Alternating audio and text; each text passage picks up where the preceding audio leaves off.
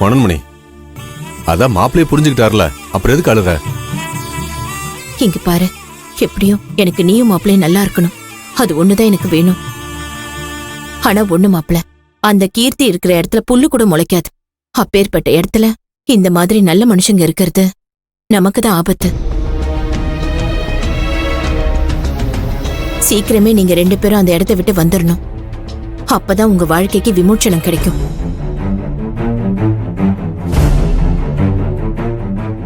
மா, என்னம்மா நீ என்ன பேசுற? என்னதான் பொண்டாட்டி கொலை பண்ற அளவுக்கு துணிஞ்சிருந்தாலும் உங்க அண்ணன் அவ பொண்டாட்டின்ற காரணத்துக்காக எப்படி அவ பக்கம் துணையா நின்னார்னு பாத்தீங்கல்ல, அதே மாதிரி நீங்களும். ஷூமா, என்னம்மா நீ திரும்ப திரும்ப? செல்வி, செல்வி இருங்க, நான் பேசிக்கிறேன். அத்தை, உங்க மனசுல இருக்க பயம் எனக்கு புரியுது. ஆனா அத இப்ப பேசினா சரியா இருக்காது. எது வந்தாலும் அப்புறமா பேசிக்கலாம். ஆமா மனோன்மணி, மாப்பிள்ள சொல்றதும் சரிதான். மாப்பிள்ள நீங்க கிளம்புங்க, நான் பேசிக்கிறேன். சரி மாமா, நாங்க அப்படியே கிளம்புறோம். போயிட்டு வரோம்பா. பத்திரமா போயிட்டு வாங்க.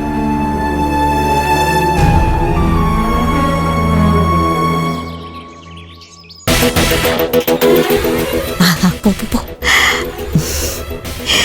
ஷோ கடவுளே.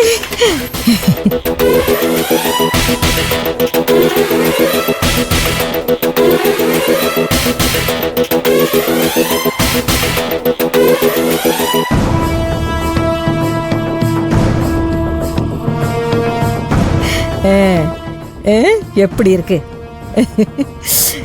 உண்மையிலேயே இன்னைக்கு நரிமுகத்துல தாண்டி முழிச்சிருக்கோம். இல்லன்னா தங்க வைக்கிற விலைக்கு 4 லட்சம் ரூபாய்க்கு 10 பவுன் செயின் கிடைக்குமா சொல்லு? ஆமாமா, என்ன கொஞ்சம் புது நகையா இருந்தா இன்னும் நல்லா இருந்திருக்கும். என்ன இது ஒரு திருட்டு நகையா போச்சு. அந்த ஒரே ஒரு விஷயம் தான் எனக்கு இடிக்குது. அடி போடி, திருட்டு நகையா இருந்தா என்ன, புது நகையா இருந்தா என்ன?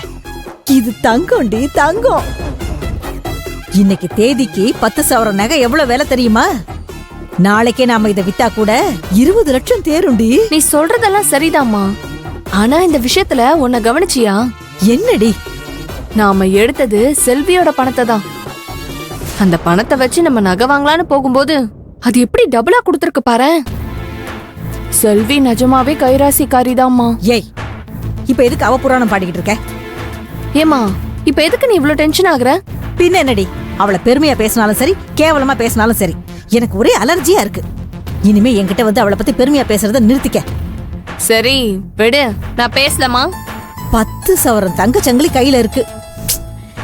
இத போட்டு அனுபவிக்க முடியலையேன்னு வயித்தறிச்சல இருக்கேன். இவ வேற சும்மா நோய் நோயின்னுகிட்டு. மா, நீ பாட்டுக்கு சும்மா கேவலமான பேராசையில இத போட்டு பாக்குறேன்னு உன் இஷ்டத்துக்கு போட்டுட்டு எல்லாரும் முன்னாடி வந்து நின்றாத. அதுக்கப்புறம் நம்ம தலைகையில நின்னு தண்ணி குடிச்சாலும் உன்னை என்னை யாராலையும் காப்பாத்த முடியாது. ஏண்டி, இவ்வளவு பண்ண தெரிஞ்ச எனக்கு இது தெரியாதா? இத பத்திரமா பொட்டிக்குள்ள வச்சு பூட்டி வச்சுக்குவே. நீ ஒண்ணும் வருத்தப்படாத. ஜாக்கிரதமா, நகை பத்திரம். என் ரூம்ல என் புருஷன் இருக்காருன்னு தான் இத உன்கிட்ட கொடுத்து வைக்கிறேன், புரியுதா? சரிடி, அதெல்லாம் நான் பாத்துக்கிறேன். திரும்ப திரும்ப 1ஆம் கிளாஸ் பசங்களுக்கு பாடம் எடுக்கிற மாதிரி எனக்கு பாடம் எடுத்துட்டு இருக்காத. உன் புத்தி தெரிஞ்சதுனாலதான் நான் இவ்ளோத்தையும் உன்கிட்ட சொல்றேன். என்ன சொன்ன? அதெல்லாம் ஒண்ணும் இல்ல. நீ பாட்டுக்கு என் வீட்டுக்காரர் எனக்கு போட்டிருந்த மோதிரத்தை தூக்கி அவன் கையில கொடுத்துட்ட. எப்ப எனக்கு அந்த மோதிரத்தை வாங்கி கொடுக்க போற? கொஞ்சம் பொறுமையா இருடி. இவ்ளோ பண்ண நம்மளால ஒரு 50,000 ரெடி பண்ண முடியாதா? அத ரெடி பண்ண முடியாம தானே என் மோதிரத்தை அவன்கிட்ட ஒப்படைச்சிட்டு வந்திருக்க. அதுக்கப்புறம் எதுக்கு இந்த பேச்சு? சரிடி, உன் மோதிரம் எங்கேயும் போயிடாது. என் தலையை அடமானம் வச்சாவது உன் மோதிரத்தை மீட்டு தரேன், போதுமா? சரி சரி, என் புருஷன் என் கையில இருக்கிற மோதிரத்தை பத்தி கேட்காத வரைக்கும் மட்டும்தான் உனக்கு டைம். அதுக்கப்புறம் ஒரு செகண்ட் கூட என்னால பொறுக்க முடியாதுமா. தம்மா துண்டு மோதிரத்துக்கு இப்படி அரட்டிக்கிற? அதான் வாங்கி குடுக்கறேன்னு சொல்லிட்டேன்ல, வாங்கி குடுக்கறேன்டி, நீ ஒண்ணும் கவலைப்படாத. சரிம்மா, முதல்ல இந்த செயினை உன் ரூமுக்கு போய் பத்திரமா வைக்கிற வழிய பாரு. இத சும்மா இப்படி கையில வச்சு அழகு பார்க்கலாம் நேரம் இல்ல. யாராச்சும் வந்துட போறாங்க. சரிடி, எதுக்கும் மோதிரத்தை நான் திருப்பி தர்ற வரைக்கும் மாப்பிள்ளை கிட்ட மட்டும் இல்ல, வீட்டுல எல்லார்கிட்டையும் கவனமா இரு. முக்கியமா உன் மாமியார் காரியம் அந்த மகாவும் இருக்காளே, அவளுக கிட்ட ரொம்ப கவனமா இரு.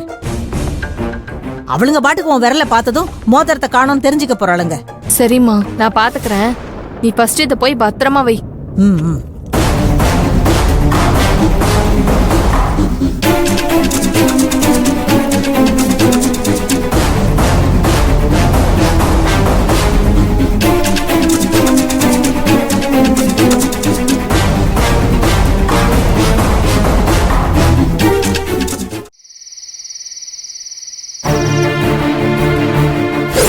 உங்க மனசு நான் பேசினதுனால காயப்பட்டிருந்தா என்ன என்ன மன்னிச்சிடுங்க.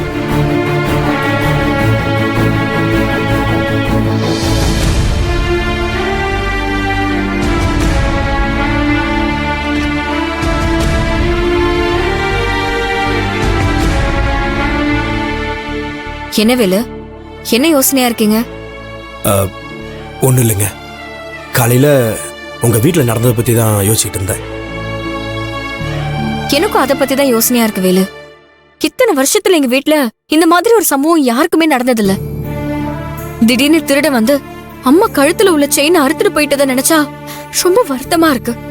நீங்கள் ஒன்றும் கவலைப்படாதீங்க. திருநவன் நகையோட எங்கே போயிருக்க போகிறான்? ஏதாவது அடகு கடையிலையோ இல்லை ஏதோ ஒரு திருட்டு பர்சன்ட்டே வித்துருக்க போகிறான். நிச்சயமாக அவனுங்களை கண்டுபிடிச்சு நகையை மீட்டுடலாங்க. நகையை விடுங்க வேலு. இனிமே அம்மாவால அந்த இடத்துல இதுக்கு முன்னாடி மாதிரி சாதாரணமா இருக்க முடியுமா சொல்லுங்க? நம்ம குடும்ப சூழ்நிலையும் பழைய மாதிரி இருந்தா பரவாயில்ல. அவங்கள கூட்டிட்டு வந்து ஒரு 2-3 நாள் தங்க வச்சு பாத்துக்கலாம். ஆனா இப்போ அதுக்கும் வழி இல்லாம போச்சு. ஏங்க, நீங்கள் வேணா ஒரு 2-3 நாள் அங்கே போய் இருந்துட்டு வர்றீங்களா? பரவாயில்ல வேலு, அதான் அப்பா இருக்காருல்ல, ஏதாவது ஒண்ணுன்னா சொல்லுவாரு, அப்ப போலாம். எனக்கு என்ன சொல்றதுன்னு தெரியல செல்வி. பாவம், அவங்களும் என்னதான் பண்ணுவாங்க.